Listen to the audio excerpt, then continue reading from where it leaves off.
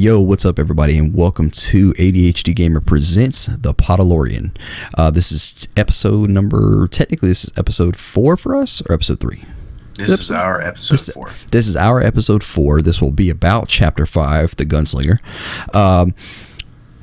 John, are you ready to talk about this week's episode, or should we go ahead and, you know what, I'm going to plug us because I forgot to plug us in ADHD Gamer.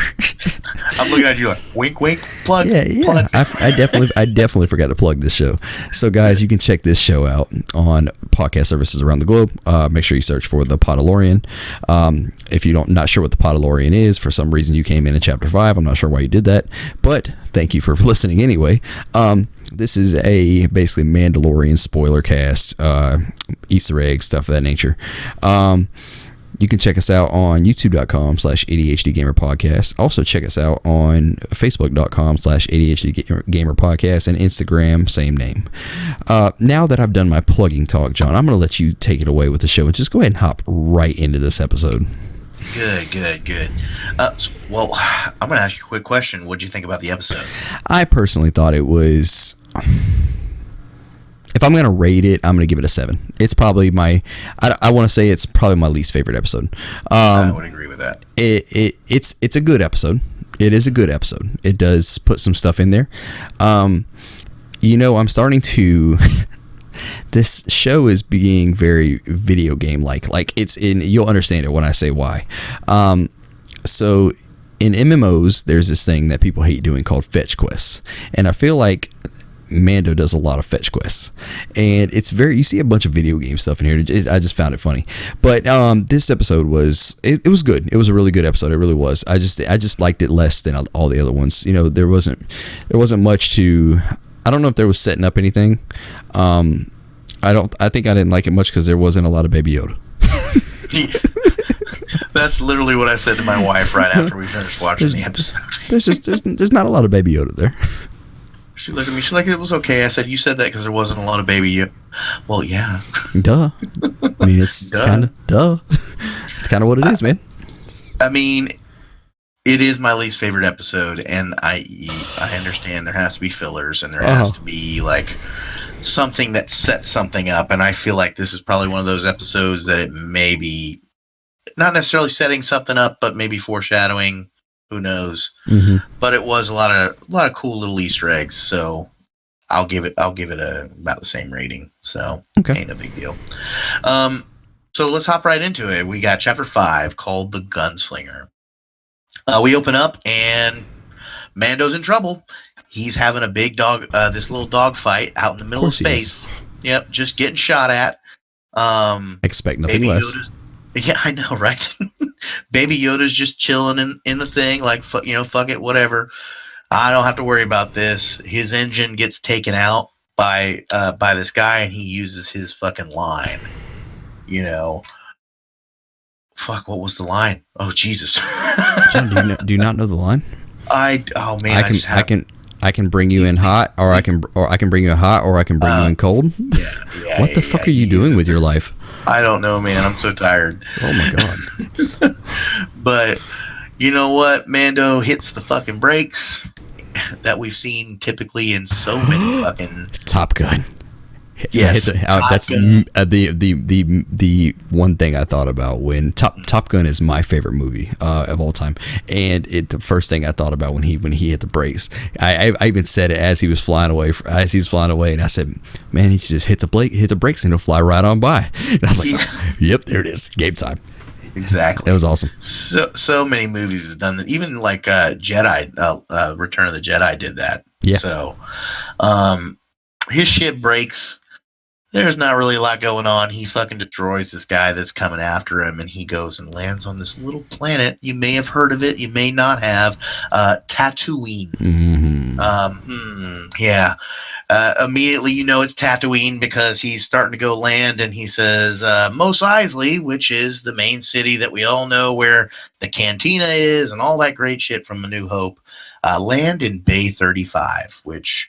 as he lands, look exactly like Bay 94, 95.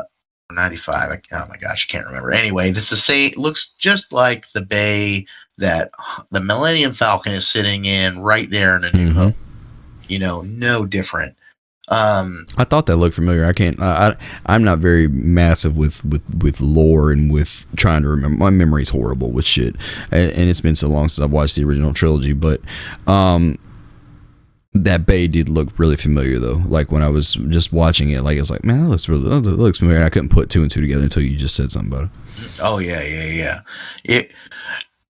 It was very interesting, and there was a lot of stuff that was just like it was basically just a New Hope Easter eggs just all up in this fucking thing, which is cool. Which is really cool. I'm glad they do that. Mm-hmm. So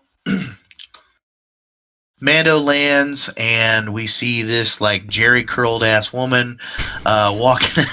We're walking out. He's walking down his ramps, and he shoots his blasters at these pit droids that are coming out. More of his like hatred toward the droids. Like, and what the fuck's going on here? And the one, you know what? Let me see. I had to look and see if you're going to talk about this, so I cannot talk about it anyway. But then you hear a line of him say, "No droids again." For the first time since the first episode, I'm like, dude, what the fuck do you have against droids? what is going on? I'm like, granted, droids are fucking meddlesome as shit. Yeah, but I mean, they're establishing something that says, hey, there's a little bit more to it. I think so. I just want to know what the fuck Mando has against droids. Yeah, I mean, he doesn't really have one. Yeah, so, he's got a Yoda though. Well, a baby. That's a vast improvement upon having a droid. So true statement. Who cares? So this bay mechanic comes out, and her name is Peli Motto. She comes over. She starts looking over the ship, and it's like, "Oh, this is fucked up. I'm gonna have to rotate this. What did you do? If I didn't know any better, I'd say you were in some sort of fight."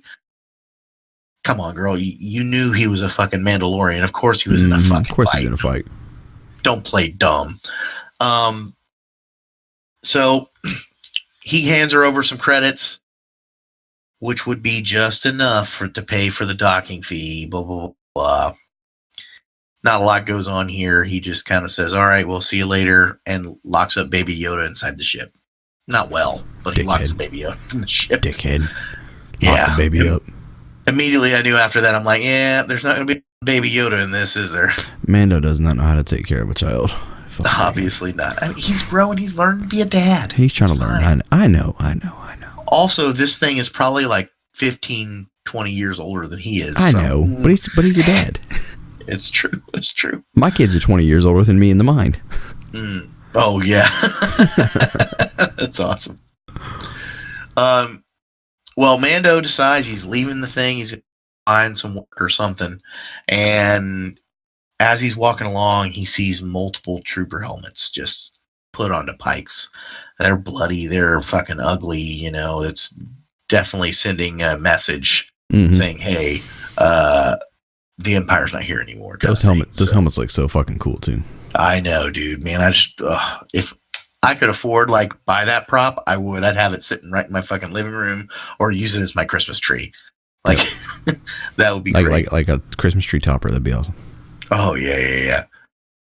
So after a little bit, we cut back to the docking bay, and this woman hears this, like, ominous growling coming from the ship, and she's, like, grabs a blaster thinking something big's going to come out. Of course, we all know it's just Baby Yoda, and he's ding, ding, ding, ding right down the ramp. Yodeling. I know, that yodeling.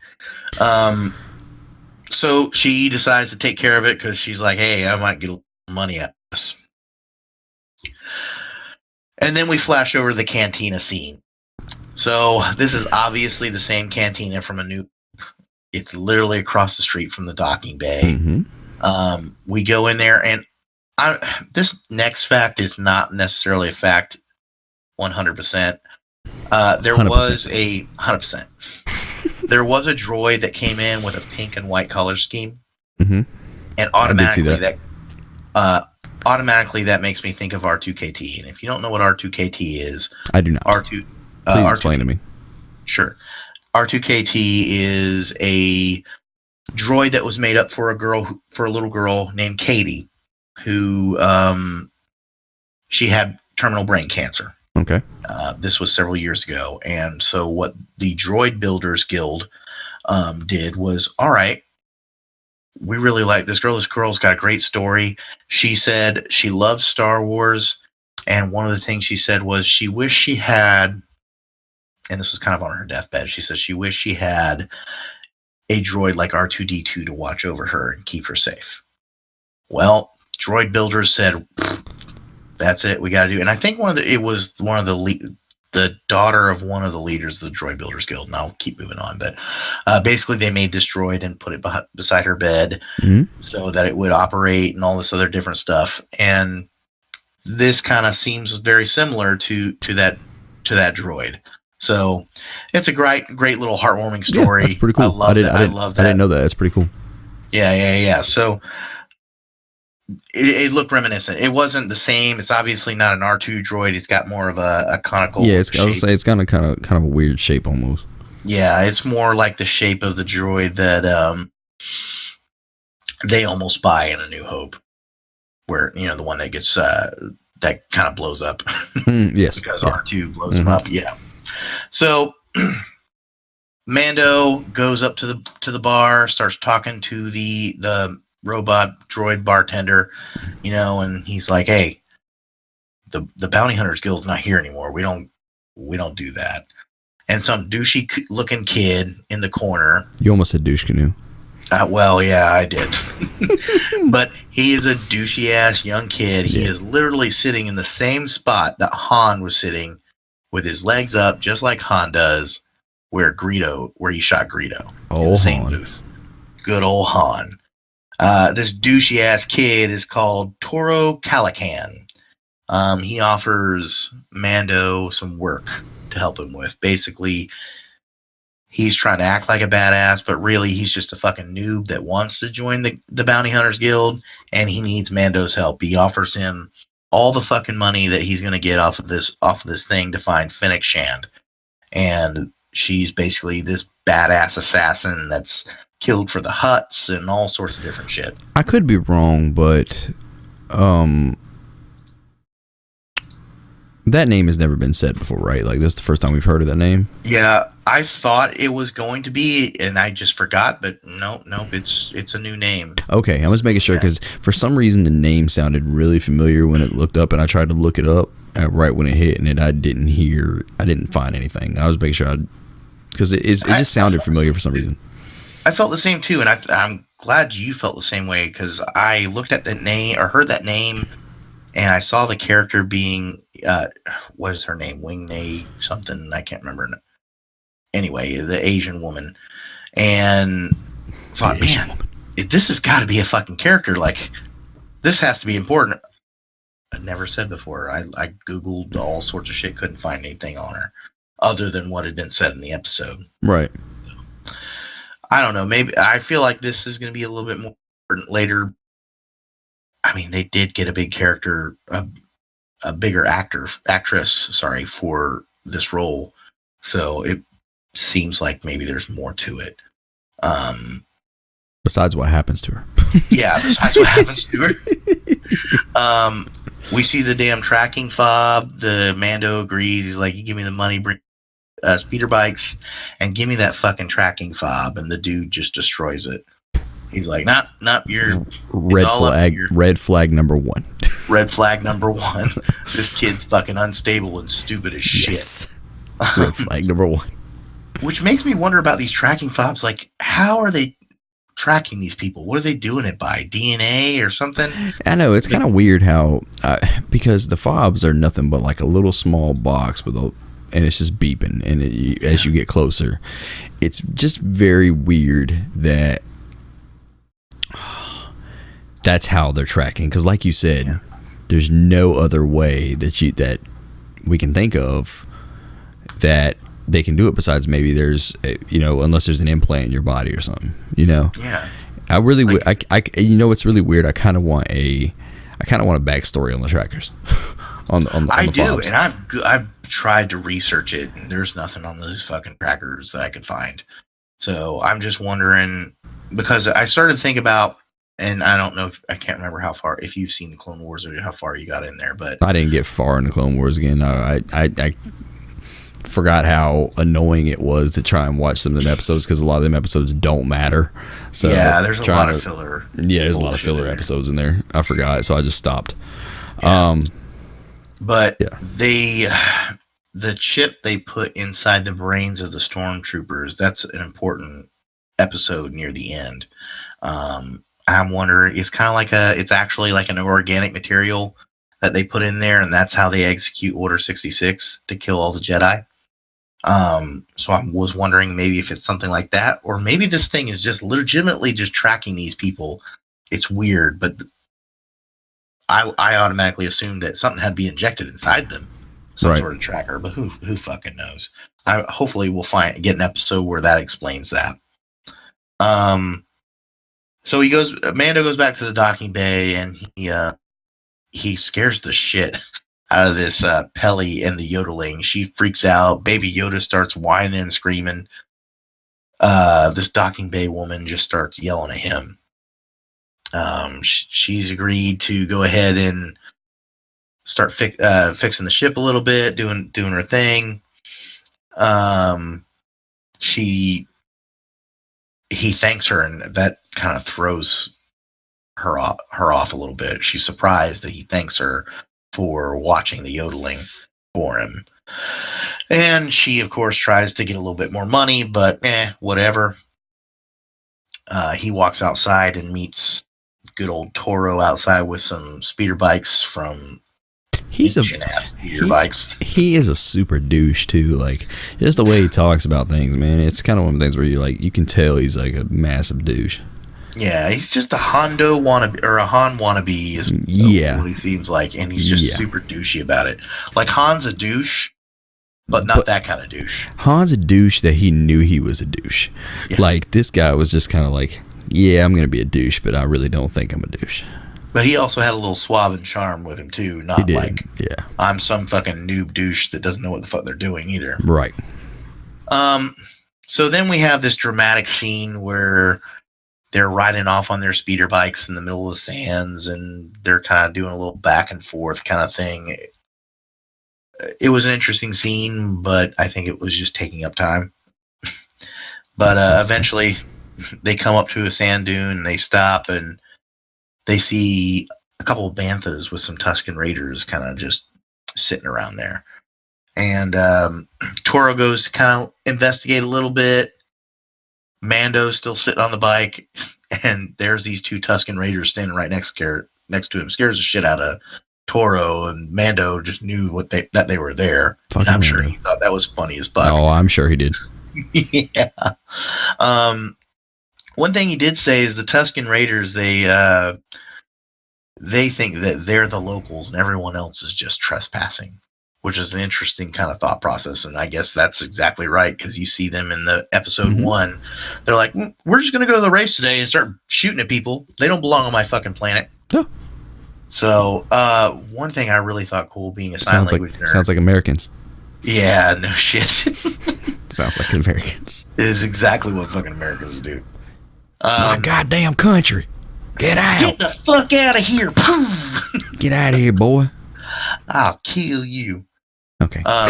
But they do end up using sign language, which I thought was fucking cool shit. I know, I seen that, and I thought I immediately thought about you when that happened. I was like, man, that's pretty awesome. Yeah. I read some people saying that rewriting Star Wars history and shit like that, it's not necessarily rewriting Star Wars history. They can still talk with their Jesus. Yeah. Bullshit. Because those actually have a language and words written to them. People have actually like detailed what those sounds mean. Yeah. I don't know how they did it, but it's okay to have a sign language too. Just saying.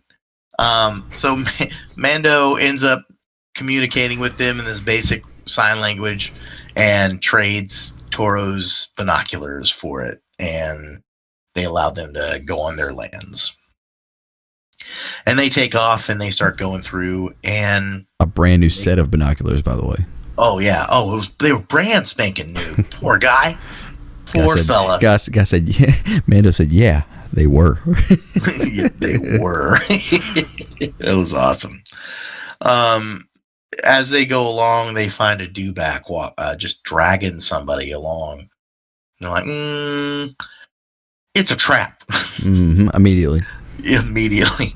So Mando goes over there and person over and sees this tracking fob, and it is blinking like fucking crazy. And the next thing you know, Mando's getting shot at. Of course he is. He runs up the fucking hill, the sand dune, gets shot in the back. And I expect nothing less from Mando. Yeah, I mean, he's getting hit quite a bit. Yes. Quite a bit. Hey, that Beskar, man. But that Beskar. That shit's strong. But I don't have Beskar. No, you don't. Thank God for that. He said, nope. Nope. Excuse me. So they wait till dark, and she makes a comment. You know, she's got the high ground, which is also another quote throughout the Star Wars. So they wait till dark, and Toro's just fucking scoping the area, keeping watch, and he comes back, and there's Mando leaning against a speeder bike. He's like, hey, trying to wake his ass up. Oh, well, okay, you're not going to wake up. Starts drawing his fucking blaster on him. Are you done? Are you done? You done? Yeah, I'm fine. Puts it away, embarrassed as shit, thank God. And then they go into this full frontal assault, and they're firing these flash charges to blind her from her scope. I guess it's infrared. And whoop, they pop it off a few times, but that doesn't stop her from nailing Mando's fucking speeder bike. And he takes a rough tumble, man. Like, he gets launched off that bitch, lands in the sand. That bitch lives through some shit, dude. Like, he gets hurt. Like, dude, he don't get, like, he's got to be, like, hurting, like, the day, like, when he wakes up the next day, you know? Like, he's all taking the time. ice baths in Epsom salt and shit. Yes. Yeah. He's always getting fucked up, man. I don't know what's up with that, but it makes for good television, I guess. It does. But so Mando's bike gets hit, and then he gets shot in the chest. She hits him pretty point blank range, and I guess she assumes that he's down. But next thing you know, Toro's right behind him. She chucks some fucking blade at him, knocks his weapon. They start getting to a fight. Next thing you know, Mando's just standing there. Toro's getting fucking choked between her legs, which, I mean, it's not necessarily a bad thing. No, not at all. Not at all. And he's just standing there casually, just holding his fucking weapon like some old Western thing. He is just literally leaning on his hip. His gun is at his hip, pointed at her, like he's got no fucking care in the world. Once again, we go into this has so much draw from Westerns, and Jon Favreau, you can tell, is just Westerning the fuck out of the show, which is why it's so good. Exactly. I mean, the title alone of this episode is The Gunslinger. I mean, and you see so many things that we talked about multiple times, of the bar fight in the very first episode to all the other things that are happening. It's so Western, dude, and it's so great, you know. It's like the old Western, like the old John Wayne Westerns, and it's lovely, dude. I love every single bit of it. It's so great. I think it's the best fucking thing they could possibly have done, and the fact that Jon Favreau's taken it that direction, awesome. Yep, 100% awesome. Agreed. That's the way Star Wars should be done. 100%. Anyway, they capture her, tell her to cuff herself, all this other different jargon, and she starts calling out Mando. She knows this motherfucker is on the run. Uh-huh. So this is where she actually revealed what the name of the planet was, where we started off on. This is where he got the information from the client, where the Bounty Hunters Guild is called Navarro. Planet is called Navarro. Mm-hmm. So we finally get a name. It's only been 5 fucking episodes, but we finally got a name of that goddamn. which is cool. It's about time. It's also a brand new planet. It's never been mentioned in the Star Wars universe, and now it's canon. And now it's canon, yeah. Which is fucking cool. I know it's cool how they do that. I mean, it's just like with Jedi Fallen Order. They made Jedi Fallen Order, and now Jedi Fallen Order is like super canon. Like you can check on like, I mean, they got Cal Kestis and BD1 pops. I seen that as a Books a Million the other day. You know, it's just cool that they're gonna be pulling from stuff like that now. But I mean, they have action figures at GameStop right now too. That's awesome. Like with the only thing was with Kathleen Kennedy's little rant on if only we had novels and comics and stuff to pull from. Well, yeah. I mean, what'd she say? Nobody's writing comics and stuff now, or nobody's writing comics or writing literature or any kind of books or anything that we can pull from.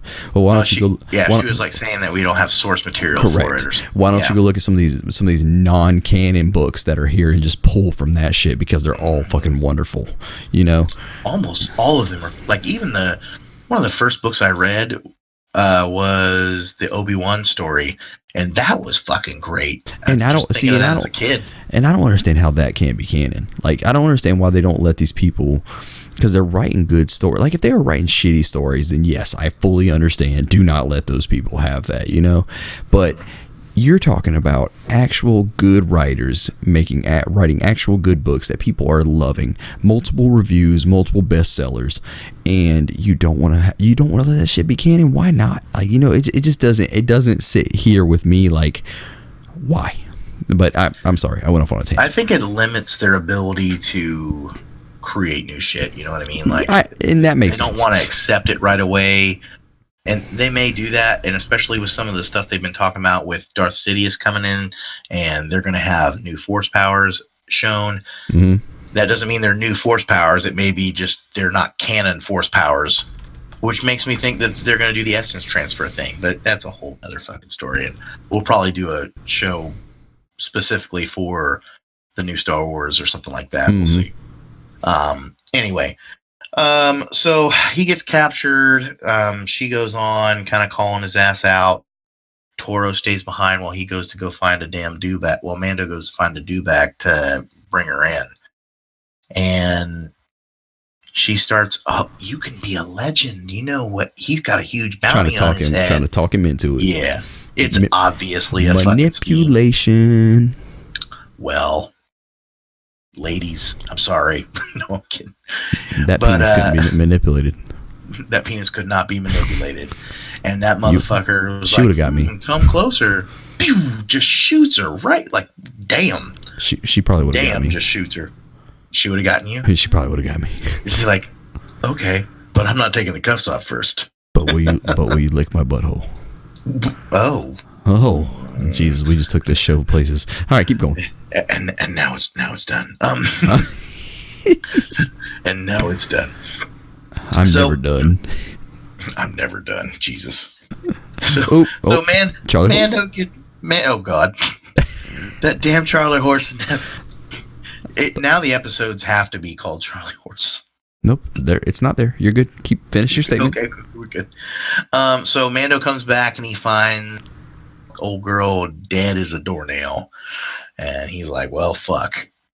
Goes back to the docking bay. Guess what's there? A fucking speeder bike right out front. Mm-hmm. Like, that's not an obvious cue. Like, this kid is just a fucking noob. Like, if I'm gonna try to trick somebody, obviously it's not that fucking big of a trick. That's obviously what's going on. But it just calls to the fact that he's new. But anyway, Mando walks in there, and guess who's standing on the ramp holding Peli hostage and the yodeling in his arm? Good old Toro.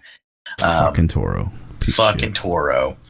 And he gives his whole little spiel, blah, blah, blah, blah, blah. Nothing fucking important. I'm a badass kind of thing, even though I'm not. Little does he know.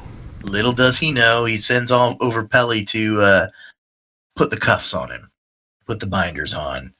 And she's like, "You're a lot smarter than you look." Well, he doesn't look like anything. He's a fucking suit of armor. Yes. I found that really weird when she said that. I'm like, how can you can't see the dude? Yeah, you're smarter than you look. I mean, he's a Mandalorian. You should probably already assume that he's kind of a smart fella. Yeah. But, it is what it is. So they have this very short face-off where he lets off one of the flash charges, goes to the side, and just shoots the motherfucker. Like, that was a quick ending to that episode. Yeah, and granted, that's realistic. It is realistic. I could be wrong, and I might get yelled at. I feel like there were two corny kind of, what's the word I'm looking for here? Two kind of corny scenes in this episode.